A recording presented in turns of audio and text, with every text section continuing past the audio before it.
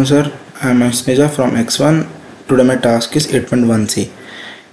My first question is how in UML diagram class, field, method and relationships can be represented.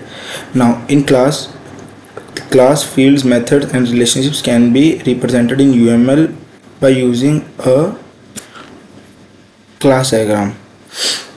Here are such elements. Classes can be represented as triangles with the three components: the top component, middle component and the bottom component.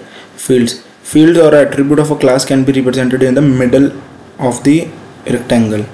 Methods can be represented within the bottom compartment. Okay, now my second question is what is the relationship between my code and my UML diagram. UML relationship between the class is represented by using various connectors. Common relationships types includes aggregation, composition, inheritance. Now the relationship between the UML diagram and the code is the UML diagram provides the representation and the structure and relationships of the class in the code. It gives a high level overview of the system architect, class inheritance, dependency, etc. Now, what are the advantages of using or making a UML?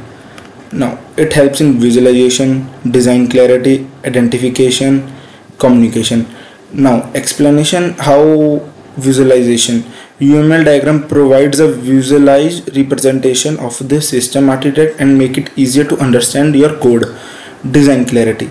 By using the UML diagram, you can clarify design decisions, etc. to ensure all the stakeholders have common understanding.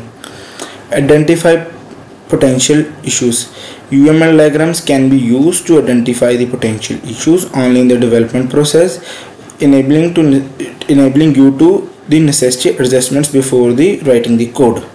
Communication. UML diagrams help in the communication as it is a communication tool between the developer and the stakeholder. This facilitates decision about the system design. At last, overall the usage of UML diagram is to think and thought a solution before writing the code. It promotes a better design and architect structure and helps in the communication and leads to more maintenance of software system.